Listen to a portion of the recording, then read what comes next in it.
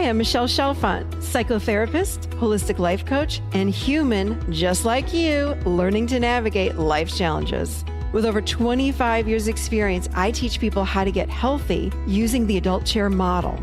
The adult chair model is where simple psychology meets grounded spirituality, and it teaches us how to become healthy adults. From anxiety and depression to codependency and relationship issues, you can use the adult chair for just about anything. Each week, I share practical tips, tools, and advice from myself and a wide range of experts on how to get unstuck, how to live authentically, and how to truly love yourself, all while sitting in your adult chair. Welcome to the Adult Chair Podcast. Hello, everybody, and welcome to the Adult Chair Podcast. I am Michelle Chalfant, here with you in my adult chair in 2022. Yes, indeed. Happy New Year, everybody. We made it to 2022. I'm very happy to be here. I don't know why I have this feeling that 2022 is going to be incredible. You guys have that feeling? I don't know why. I've been very much looking forward to this year. I hope everyone had a lovely holiday. I had a lovely holiday. I also experienced, if you follow me on Instagram or Facebook last week, you saw me hashtagging Grief Week. I had my son Graham, who finished grad school or was finishing up grad school and ended up coming home in July and doing his thesis here. And then, of course, looked for a job and got a job up in New York City, which was his dream. He got that job and he left after being with us since July. He left last week on Wednesday. And my younger son, Blake, came in from Portland and he was with us from Thanksgiving to last week. He left on Monday. So last week for me was, yes, Grief Week, hashtag Grief Week. I had a lot of tears and a ton of sadness, but I am at the same time so happy for these kids that they're spreading their wings and doing what they love. But it hurts. It hurt my heart. Mama Bear was really, really, really sad. I sat in my adult chair and felt all of it. And I feel much better this week because I know they're living their life. And I'm so happy about that. So I know many of you are going through similar things, maybe dipping into some grief. So I'm with you. I feel it. Let me just say, I feel it. I feel it with you. But moving on to 2022, we're talking about today, self-validation. It is powerful. There's huge power in validating self. It can honestly change your life. It does so many phenomenal things. It builds self-worth, builds confidence, and I'm going to go through all these things with you today. What it is, why we should be doing this, and then how to do it, of course. But speaking of 2022, what are you doing this year? We have to live a life with intention and purpose, or we just live the life that we did the day before, the year before, the years before. So what are you doing differently this year? I really want you guys to think about this. Stretch your mind and then live from your goals. Like, what goals are you setting for yourself? This is the month to do it. Of course, I believe in goals year round, but we all set these goals every year. But what are you going to do differently this year? I just want to ask you, if you're passionate about the adult chair or you resonate with the adult chair and you feel a call to do more with the adult chair, come join me. I would love to teach you how to use the adult chair in a coaching practice. Yes, the 2022 Adult Chair Coaching Certification is ready. We're ready for you. It is the first week of March. We do a 1-week intensive, very intense. It's such great work. But I teach you everything you need to know about how we use this model. And then we spend the next 6 months online. We do a lot of Zoom and a lot of other great things, but you do the rest online. And in the end, you become a certified adult chair coach. So we'd love to have you. If you want more information, please go to theadultchair.com/certification. But let me just tell you, if you feel, again, this pull or this desire and you want to learn something more about the adult chair, you feel like, gosh, I don't know what it is, but I feel this call, you're probably tapping into this movement of the adult chair. It's an international movement and we want to have you part of it. So again, go to theadultchair.com/certification and you can get all the information there. We are halfway full and would love to have you as part of our group. Okay. So today we're talking about self-validation. Here's the thing. What I learned after 25 years as a therapist and coach is that when working with people, issues of self-worth came up so often as a root cause. It was like over and over and over again. So whether it be you're healing from codependency, depression, love addiction, love avoidance, maybe you just feel stuck in your life. Maybe you can't make decisions and that's hard for you. Maybe it's even about setting boundaries. Self-validation starts a domino effect to help heal all of these things because self-validation starts to build self-worth.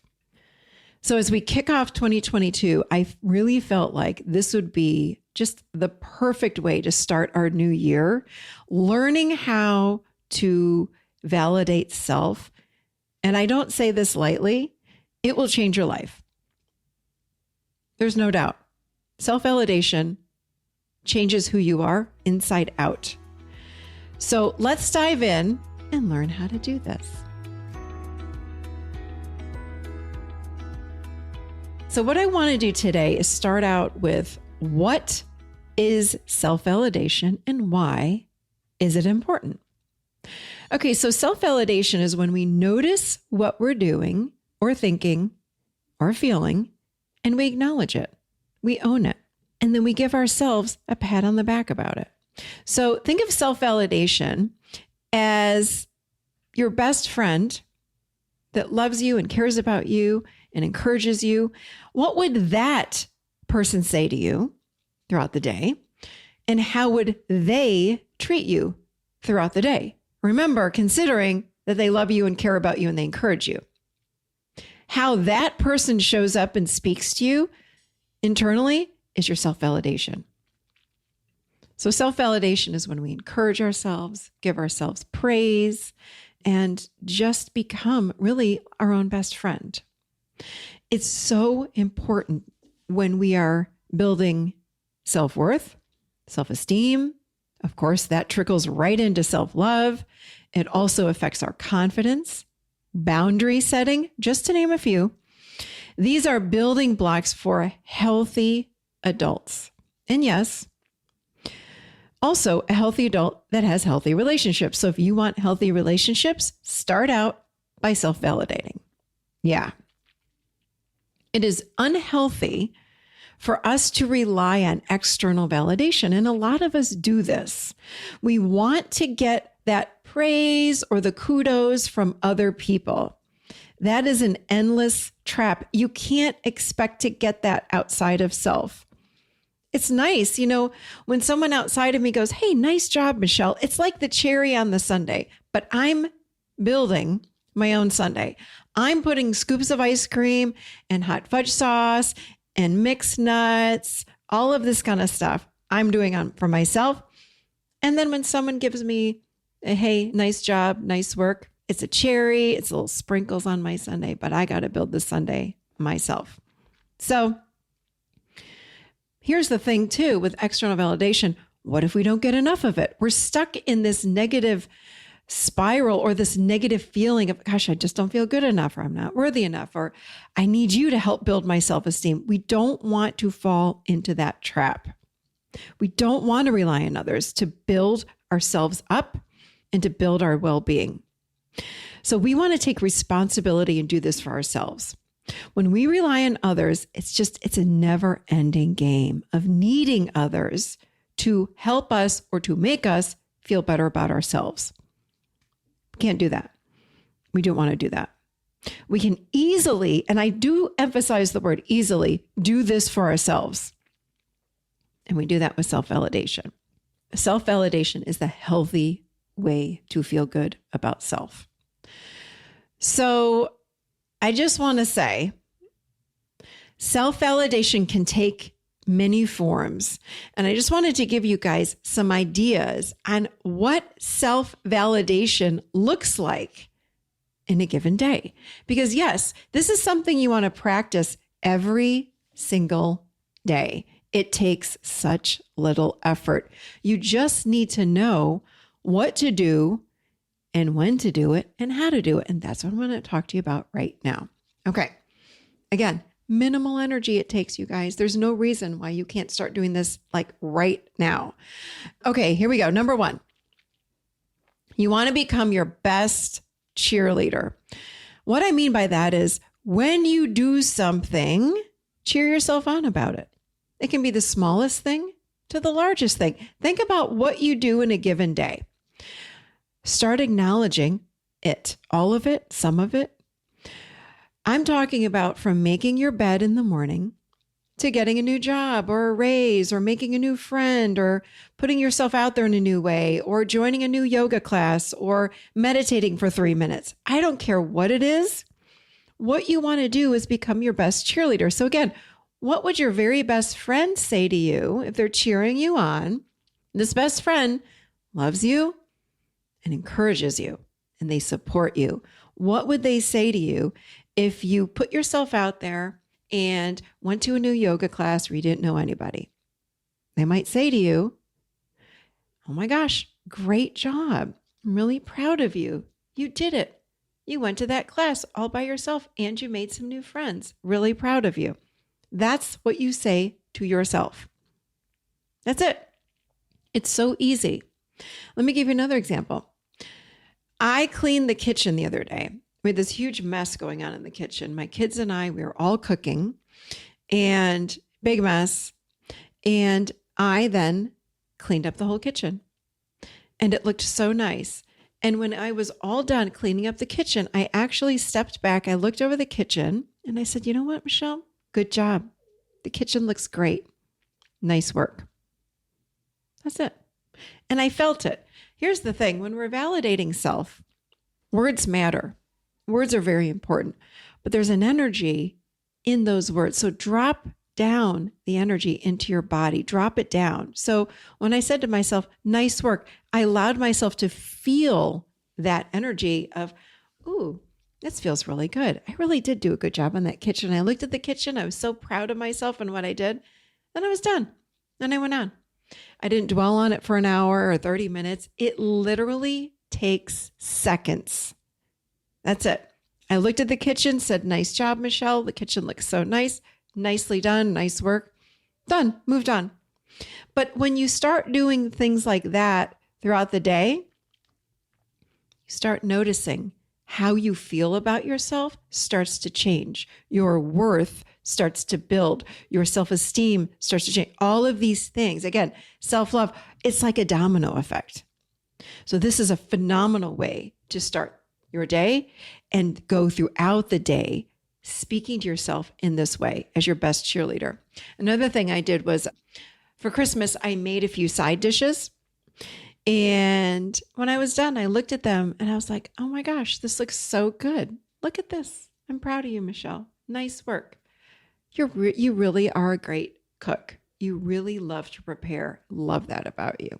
Nicely done." So again, very nice cheerleading sort of praises I gave to myself. And then I moved on. That's it. Don't need to tell anybody. Don't need to show anybody. I don't need to show up at Christmas and have anybody say to me, "Oh my gosh, Michelle, this looks so nice. Thank you so much for making these." Or, "This turned out great. Thank you for taking the time." Now, people said that, and that was lovely. Those are the cherries on my sundae, but my sundae was already built, right? I've already got a sundae because I already felt really good about myself. And it was very nice to hear that. Don't get me wrong, but I built that solid foundation within first. I don't think about these things throughout the day. I speak them and move on. Say this to myself and move on. Okay. Number 2, speak and treat yourself with kindness. So we're so quick to judge ourselves and even shame ourselves. We fall into shame very quickly. We're harsh. We can be harsh with ourselves. And it's automatic. I was one of those people. I lived with a lot of depression and anxiety in my 20s and late teens. It was automatic how I spoke to myself. And even as I healed and transformed from those things, I noticed how automatic our thinking is. So I had to make the decision to speak and treat myself with kindness. It's a conscious decision. Okay. So what we want to do is, again, we're going to go through the day and make sure that I'm not missing the moments when I could validate myself on something good that I did, something that I might be proud of. So again, at the grocery store, and I was checking out with the cashier, and she was lovely. And I just said, "How are you? How was your holiday?" And we just sat and chit-chatted. And she told me about her mom. And this is someone I don't know at all. And we went on and went back and forth and told me about how her holiday was. And then I was walking out to my car. I was like, look at that. That was really nice. I'm really caring. I'm really thoughtful. I just really enjoy who I am as an individual. I really enjoy people. And that was it. Moving on. So I'd like to invite you to become conscious of what you're saying to yourselves. And when you are beating up on yourself negatively, speak and treat yourself with kindness. Look for the good that you do throughout the day. Look for moments when you could be kind to yourself. Because we're really quick. If I had left that grocery store and I had something negative that might have happened, or the clerk got mad at me. In fact, this happened to me. I want to share this with you. I just had a memory. I was in Lowe's and I was walking out of the bathroom a few months ago. I was walking out of the bathroom and this woman was walking into the bathroom with her baby in her arms. And I just pushed the door open. It was a swinging door. And she was pushing the other way. And we ran into each other completely by accident. It was not totally unintentional. And she walked and I went by her and I said, "Oh, excuse me." And this woman under her breath said, "What a bitch," to me about me. And I was like, whoa, my ego took hold of that and first I got angry and then I started beating up on myself. And why would she talk to me like that? What do you mean? It went on. And then I, again, raised my awareness and I said, "Hold on a second, Michelle." Climbed in my adult where consciousness lives. And I said, "Hold on. Okay, so she called me a bitch. Do I need to then follow up with those thoughts that she said? What am I saying to myself?" So I had to get conscious. And I said, "You know what? Maybe she was having a bad day. Maybe she's mad at somebody else. It was completely unintentional what happened. I'm going to forgive myself and I'm going to move on because I'm a really good person. I really enjoy people. And I know that if I saw that woman in a different place and time, I'd be nice to her. And maybe she may or may not be nice to me, but probably she would be because I'm a nice person." It's not bragging. It's not tooting my horn. This is me getting myself back in balance and validating who I am. And if that person said that to me, okay, I had to let it go. So speak and treat yourself with kindness. Choose that, become conscious and do that for yourself. Okay. Number 3, own, accept, and move on. So that's what I had to do with that woman at Lowe's. But I want to say to you, when you feel you've made a mistake, you own it. You apologize for it, if necessary, if you did something wrong, truly. And the key is to move on. Move on. My husband and I had a conversation just this morning, and we were commenting on something so silly like the thermostat. It was so silly. And he got upset with what I said. It was a huge misinterpretation. He was clearly triggered and got upset and elevated with me. And I sat there and I paused and took a breath. And I said to myself, not him, "Gosh, you know what? I believe he is misinterpreting what I said. And now he's upset. This is not mine. This is his." Here's the thing. When we get upset and someone's triggered or we get angry, our brain goes very fast. That's when we climb into the ego, or what I call the adolescent chair. We want to get in the adult chair where life slows down. It's like we can slow down and become conscious again. We get that energy back in the prefrontal cortex. We can make rational, logical decisions. So I felt myself start to get elevated. My nervous system got activated. I said, slow down, Michelle. Hold on. He's activated. Take a deep breath. Get yourself back to balance. So I walked up to him and I said, hey, I just want to tell you, I believe there was a misinterpretation. This is what I meant. I'm not sure what you heard. And I'm sorry if I said something that came out sideways. I'm very sorry. That was not my intention. I'm hoping that we can move on from this. That's it.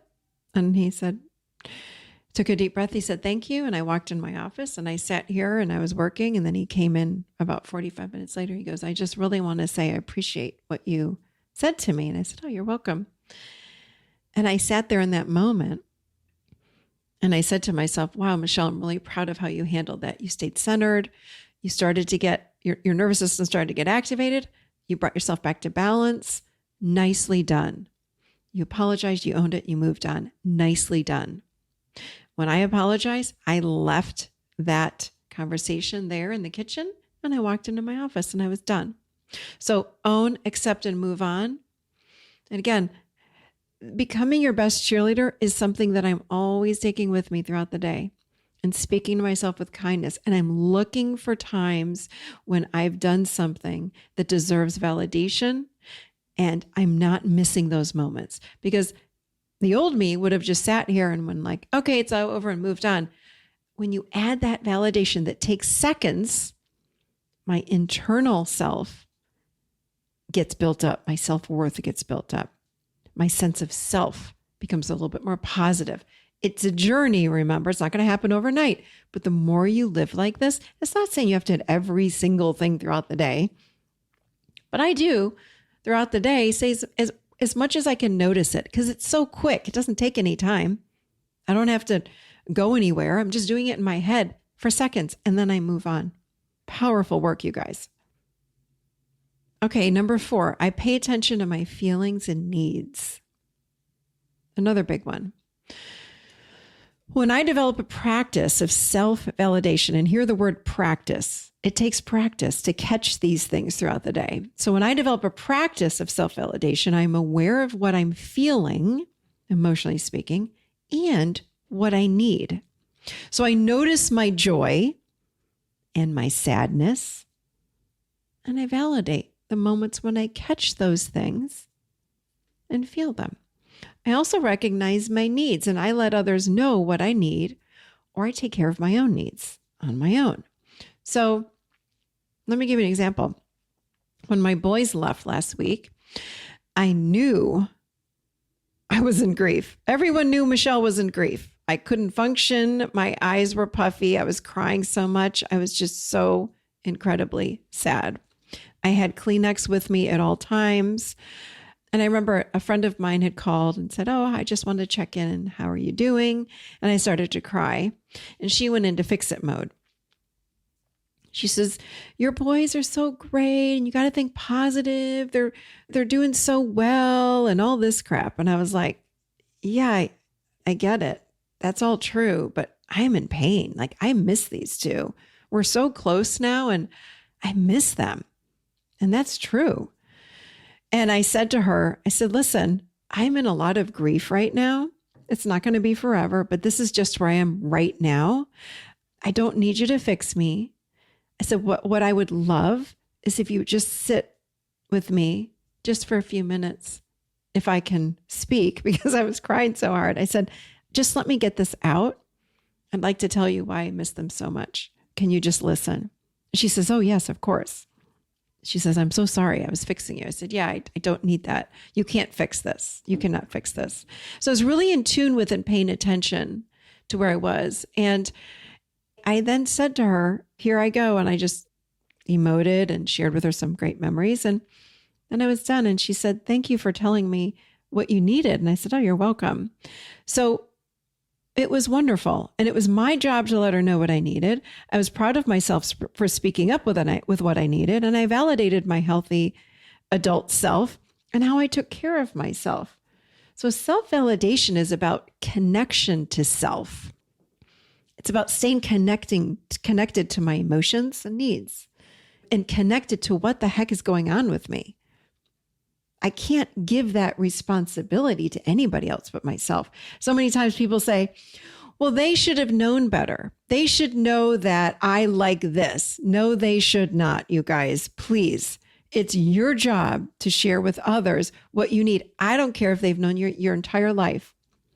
It's your job to tell someone else what you need at all times. So self-validation is very different from bragging. And by the way, people ask me this question, will it create narcissism if I sit here and toot my horn all day long? You know, I don't want to be a narcissist. No, it's so different. It's very, very different. I'm talking about building up self. Narcissism is a very different thing. I'm not asking you to brag or anything like that. It's funny, or not funny, but interesting. I posted about self-validation in my social media, on Instagram and on Facebook last month. And a few people asked if it was narcissistic. They just wanted clarity on all of this. And again, big difference. I'm not inviting anyone to brag about themselves and post on social media how great they are, or suggest that they're better than anyone else. Or, this is a big one, I'm not inviting you to compare yourself to anyone and notice how much better you are than they are. These kinds of things create narcissism. That's not what I'm asking you to do. I'm asking you to do something quite different, which is self-validation. Stay connected to self throughout the day. This is actually, self-validation is quite personal. And it's a very quiet activity done only with yourself. So it's a process that builds up your inner self to help you to know who you are and what you're feeling and what your needs are. It's a very healthy thing that we can do for and with ourselves, but it's personal. I don't tell a soul any of this kind of thing. It's for no one else. It's just for me. It's just for me. There's an energy behind it. I'm not saying, oh, my side dishes for Christmas were the best. Nice job, Michelle. I didn't say anything like that. I stood back and I said, wow, nicely done. You love to create food and you did a really great job today. Nicely done, Michelle. That's all I said when I did the meals for Christmas. Unfortunately, our parents weren't great at reflecting or validating who we are or who we were when we were growing up. Because here's the thing, how could they be? Their parents didn't know that this was an important thing to do. So how in the world are they supposed to know to do it with us? Now, sometimes we got some good stuff from our parents, but what I'm finding and working with people all these years is that our parents didn't know that we needed validation of our emotions, validation of our true self, right? Oftentimes parents project onto their kids what they want versus who the child is. Big difference. Or the parent tries to mold the kid into someone else. You might know what I'm talking about if you're listening to this. You might have had that happen to you. I know parents that have punished their kids for not getting straight A's or shunned them or just put up a wall and wouldn't talk to them unless I remember one client I worked with, he played baseball. He's a great baseball player, but his father would just berate him and scream at him if he made mistakes during the game. Like, it was awful, awful, awful, awful. A parent's job is to reflect to their children who they are. Okay? So the parent's job is to reflect to their children who that kid is and what the child is feeling, emotionally speaking. And sometimes the kid doesn't know, so we have to help them. For example, it's very healthy to say to a child, let's just say the kid comes home from kindergarten with this finger painting, and the child walks in the door. To say to that kid, great job, honey. I love how creative you are. I love your finger painting. I love the colors that you chose, something like that. That just reflects back to the child that their efforts were great and they're very creative. That's it. Versus your artwork was the best in the class. None of the other kids can finger paint like you. You're going to be an artist, right? Or shaming the kid. So that would be narcissism, or shaming the kid, which also can create narcissism. You could have done better. This is terrible, blah, blah, blah, blah, blah.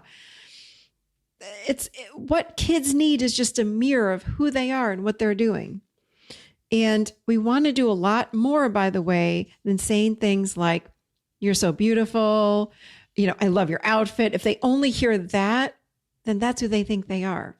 Or if they're great at a sport, or let's say art, if they only get that praise, then they still don't know who they are, because who that kid is something like creative, kind, compassionate, responsible, generous.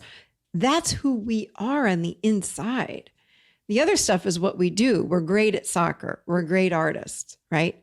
Or again, the outside part, the outside stuff like our looks or what we wear, that's nice. I'm not saying don't say, oh, I like your outfit today. That's fine. But when that's all we're focusing on, that creates narcissism.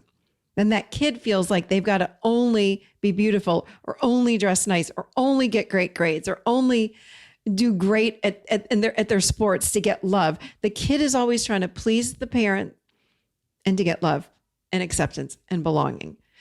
So our job is to just reflect back who that child is. Okay? We don't want the child to feel like they're not lovable unless they do what we want them to do or show up how we want them.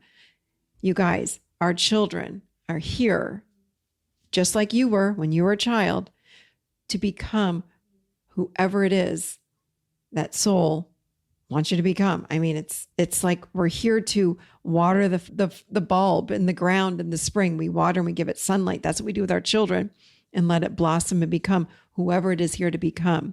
And our job is to reflect that back, not who we want them to become or who we think they should become. Very different. So I hope that clarifies it. This is not about building egotistical people or narcissistic people, and that will not happen to you if how you're saying this to yourself comes from a place of truth. Okay? That's it.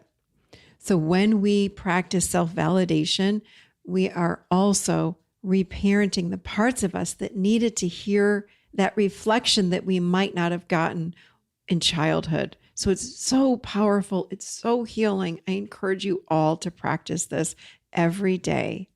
And again, remember where the energy is coming from. It's just truth. Okay? It's just truth. Meaning, you did a really nice job, Michelle, creating that holiday dish, period. So don't one-up yourself. It's not what that's about. It's all about you and no one else. Okay, I hope you enjoy these tips to validate yourself, and watch what happens, by the way, when you put this into effect for 30 days. Practice this for 30 days. By the end of the 30th day, I promise you, and I do promise. And by the way, if you don't feel different after a few weeks, hit me up on social media. I really want to hear about this, because I don't believe you that if you practice for 30 days, you're going to be different. This is powerful, powerful work. Okay. You're going to feel better about yourself. Okay. And how you show up in the world. You're going to have more worth, more self-love. Okay. You're going to start to experience a healthier self. And this is what I call living in your adult chair. A really healthy adult. That's the adult chair. Okay. Enjoy these tips, everybody. They are simple but powerful tools. That's how we roll here on the adult chair. Everything is simple. Psychology, grounded spirituality. Simple is the key word. Simple with profound results. Okay. So for more information on the adult chair model, just go to theadultchair.com if you want to learn more about this model. And remember, if you feel moved by the adult chair and you really love it and you find it beneficial in your own life, how would you feel about sharing this with others and working with others. Yes, of course, I always would love for you to share this podcast with the people that you care about in your life, but also, how would you like to work with clients, teaching them how to live in their adult chairs? I will teach you exactly how to do this in the Adult Chair Coaching Certification. We launched this thing the first week in March, so jump on over to theadultchair.com/certification. We're halfway full. We'd love to have you part of our next group of certified coaches. Yes, indeed. Okay. theadultchair.com/certification. And until next week, my friends, much love to all. Happy New Year. I will see you right here next week in the Adult Chair.